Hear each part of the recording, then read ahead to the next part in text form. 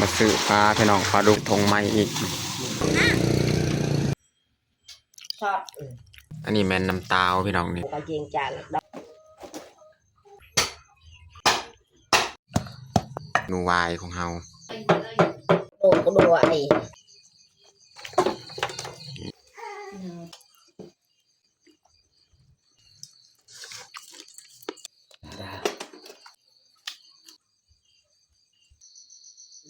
ลายอยู่นี่อย่าลืมกดไลค์กดแชร์และกดติดตามเด้อพี่น้อง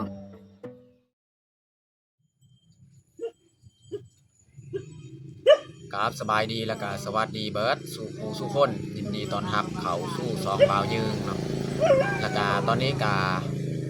บ่าวยืงกับพาลูกพาเมียมาพักอยู่เฮือนของลุงกับป้านี่แหละเฮือนหลังนี้แหละเฮาปกตินี่เฮาเข้าเมืองนี่แม่นเฮาจะพักอยู่เฮือนเพิ่นเนาะเพราะว่าอยู่นี้เป็นญาติพี่น้องเฮาเคยมาพักมาเซาแล้วก็สำหรับแรงมื้อนี้แม่นค่อยสิเข้าตลาดหน่อยนึงพี่น้องเนาะแล้วก็สิหาซื้อ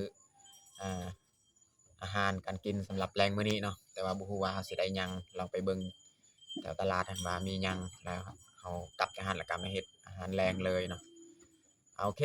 แต่ทุกคนติดตามเบิ่งติดตามชมสำหรับคืนนี้ล่ะหรือว่าบรรยากาศแรงมื้อนี้อยู่ในเมืองอยู่ในเรือนของลุงกับป้าเนาะเป็นจั่งใดบรรยากาศแต่ทุกคนติดตามชมแบบยาวๆเลย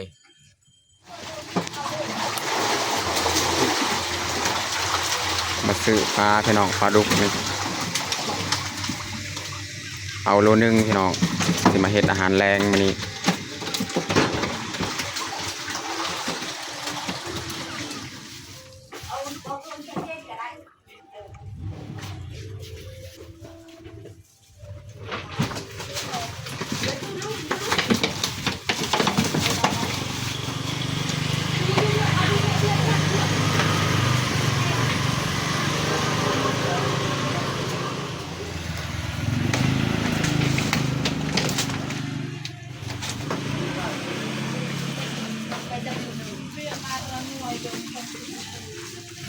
สั่งเบิ่งว่ามันได้บ่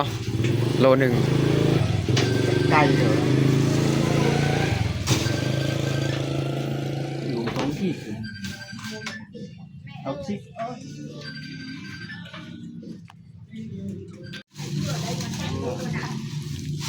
ใส่ธงไม้อีกโล60,000โล55อันนี้โลท้องผิดท้องผิดท้องผิดลึกนะ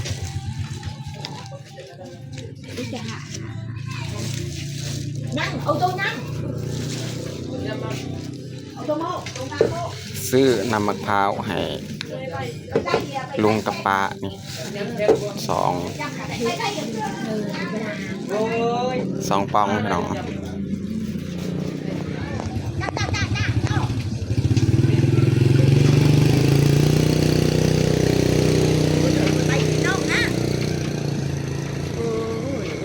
ก้อยหมู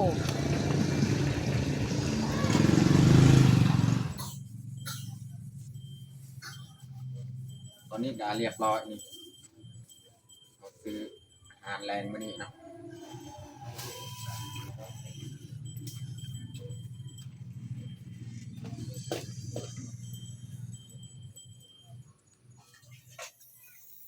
ตอนนี้ก็ป้ากำลังเกี่ยมนึ่งข้าวเตรียมหัวจะหน้าคือว่าอาหารนี่เขาก็ซื้อมาแล้วนี่หน่อยสิให้น้องมุกดาเฮ็ดซอยปลาเพิ่น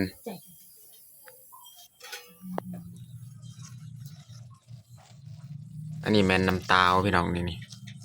น้ำตาลเขาก็เมียมาเมื่อกี้ดนจนมันเบ่งสิแตกเลยนี่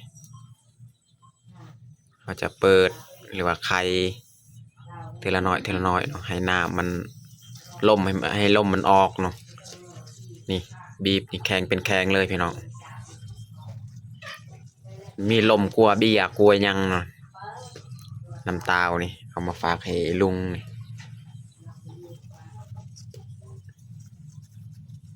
อันนี้เขาจะตรงไว้เลยใส่กระโอนี่เพื่อให้น้ำมันไหลแต่นี้เนาะแต่ว่าเฮามาเมื่อกี้เขาก็มาแช่น้ำเย็นแล้ว แต่ว่ามันยังมีลมแรงแบบนี้นะ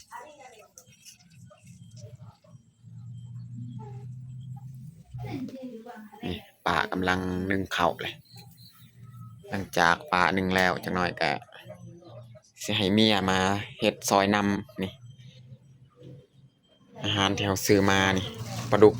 พริกแล้วก็เครื่องหอมนี่แหละเครื่องปรุงนี่ใบขี้หูดขิงข่าเนาะรอทาให้ข้าวมันสุกก่อนอันนี้ป้าเอามาตอนกล้วยให้น้องแพง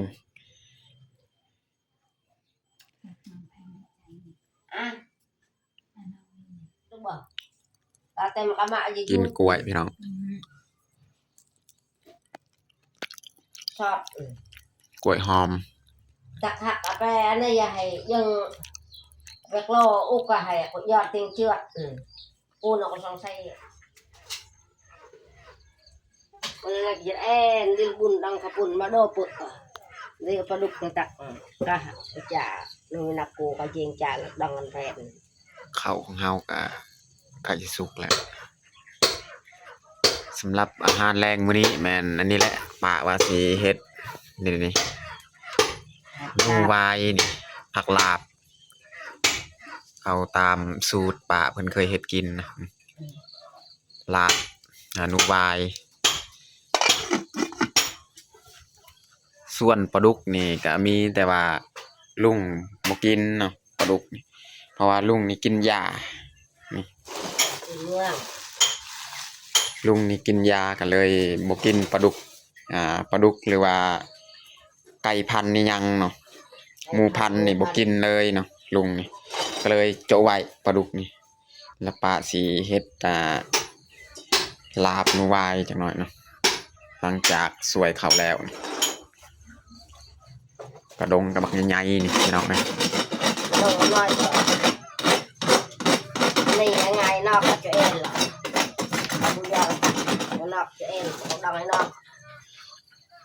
đã sáng xem đã in là em thích đâu chơi bạn xuôi gì ta việc ngàn gì khác là em ra sáng xem nó đồng phun để sẽ ở đây đồng sẽ phun ขวดอันนี้นี่ทนทานพี่น้องใส่หลายปีนี่ตั้งแต่ค่อยเคยเข้าไปพักพรอยู่เฮือนลุงกับป้านี่ใส่ขวดอันนี้แต่ดนแหละ xem cái mặt mà hột nó อืม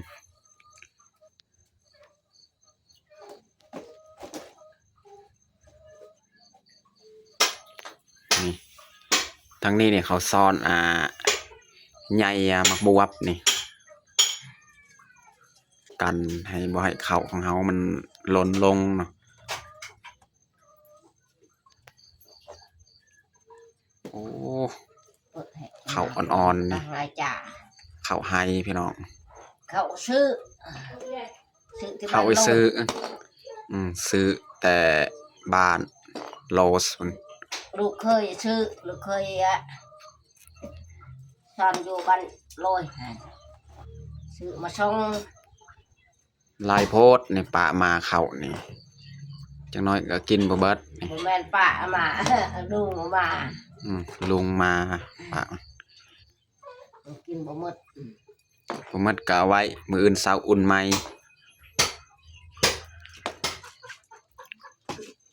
โน่ติอารากไม้หนูโน่ติอาราตะแม่มาเอาตะอุด จิตก็มีลายพี่น้องจิตที่สงสาร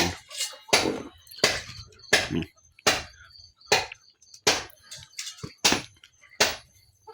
ปั่นเข้าอันนี้ก็ยัดใส่กระติบเลย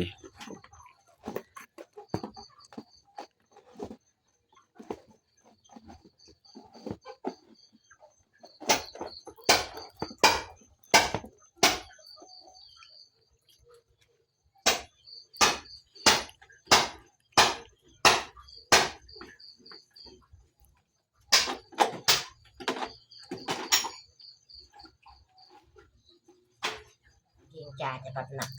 เต็มกระติบเลยเขา หม้อต้มนูบายของเฮาก็ค้างไปแล้ว ราติซื้อ ตำคานี่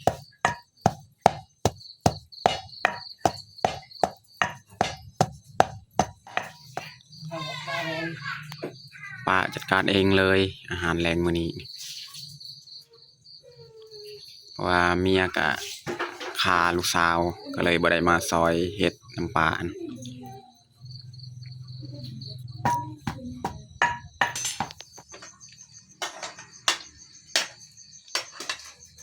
ตอนนี้ก็เรียบร้อยป้าเพิ่นต้มนูวายของเฮาได้เอามาฝักเป็นลาบเลย แปมเคยจ้าบ่เคยจ้าโนวายอ่ะเราน่ะก็จะโนวาย ที่มือป้าเฮ็ด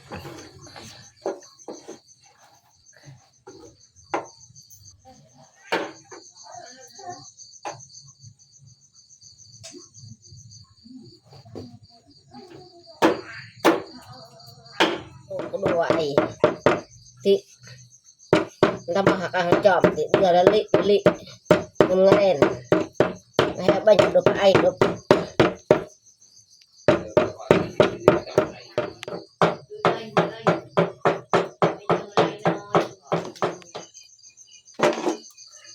ตอนนี้ก็เรียบร้อยป้าเพิ่นพัก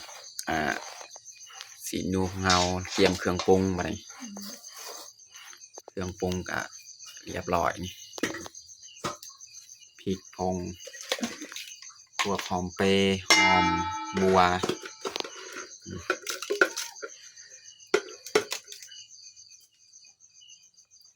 ข้าวคั่วคาเนาะเครื่องหอมของมันประมาณนี้แหละอันนี้จะใส่เกลือ สันสัตประตูเห็ดลาบมาเป็น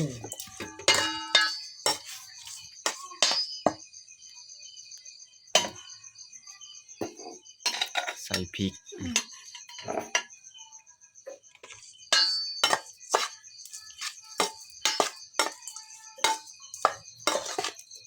พริกมีใส่บ่หลายว่าลุงนี่กินบ่ได้กินเผ็ดบ่ได้ถ้าว่าผู้ใดอยากนี่เอาลูกโดดจังหน่อยพี่น้องใส่พวกคา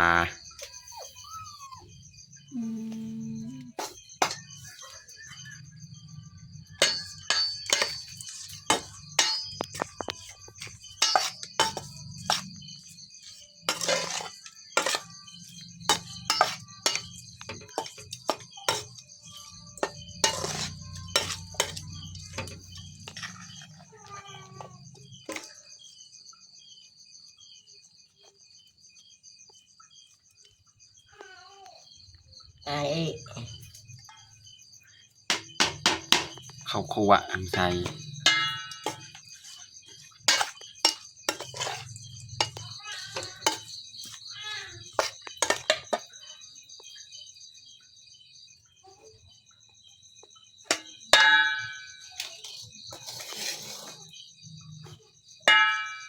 ข้าวคั่วใส่น้ำลังใส่ก่อนก็ได้คือกันเป็นหยังพี่น้องแล้วแต่มัก ลาบเอาขวดต้มให้จุก เรียบร้อยแล้วไป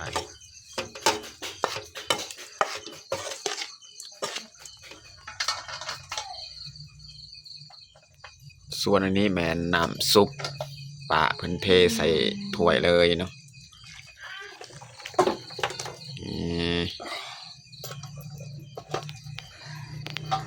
จวดจัดเลยพี่น้อง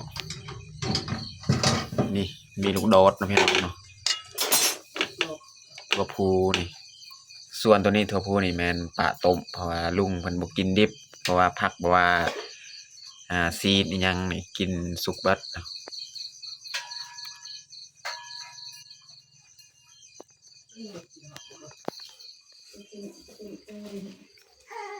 ป้าย่อผ้าขาวมาแล้วป้านี่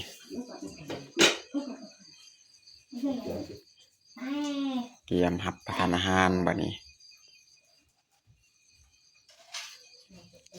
ลุงนี่บ่มีมือบาง มาอยู่เฮือนกะสานกระติบสานกระเจาะนี่นี่ก็เต็มนี่กระติบหน่วยใหญ่หน่วยน้อยนี่มาทุกคนมากินข้าวแรงกัน จ้าเด้อ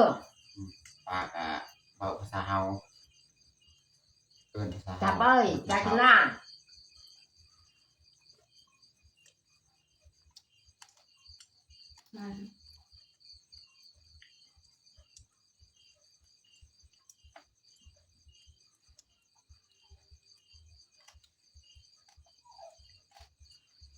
เดี๋ยวจ้ะ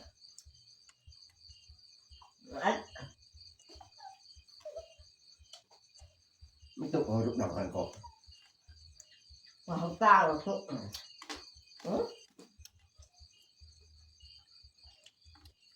แบบกล้า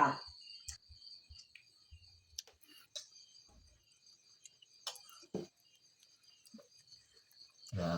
ว่าnó nhoi dài nó cắt còn đừng là tùy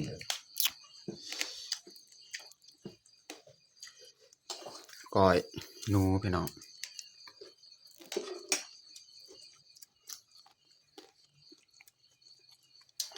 มึงคุณโยไปล้างในจานเอาไปหัวสุกเป็นเงี้ย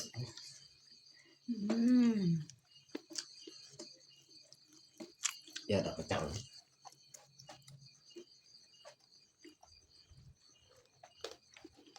มึงจะนาเรื่องเนี่ยหลัง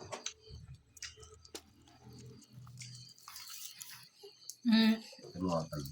bền bằng ngon ดูตัวกัน ห่างพี่น้อง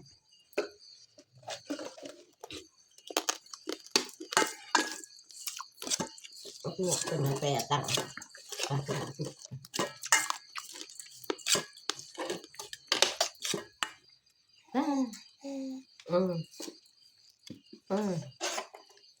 ra không bị nặng ไอ้ เอากับลูกโดด ไอ้เรากระดับ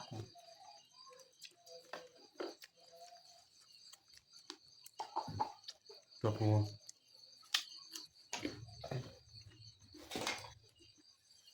ดักไอ้กู đây là cần bị đặt นวดอันนั้นเราหลับ thì cái sao nhảy nó lừa ôi đừng cái gì cho anh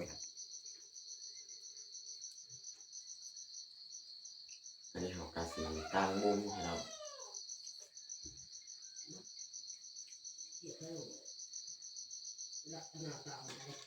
ใส่บอนอนมาอยู่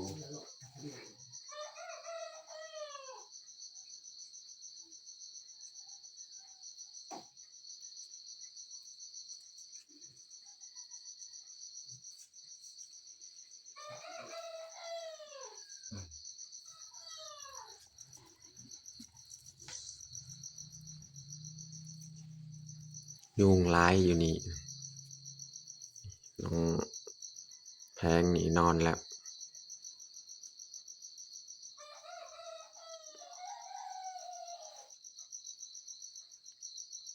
ตอนนี้เขากะสีเกียมนอนเลยเนาะพอมื้ออื่นเช้าเขาก็ต้องได้เกียมเครื่องคองหรือว่าซื้อเครื่องของต่างๆเกียมกระบาดเนาะน้องแพงนี่รับแล้ว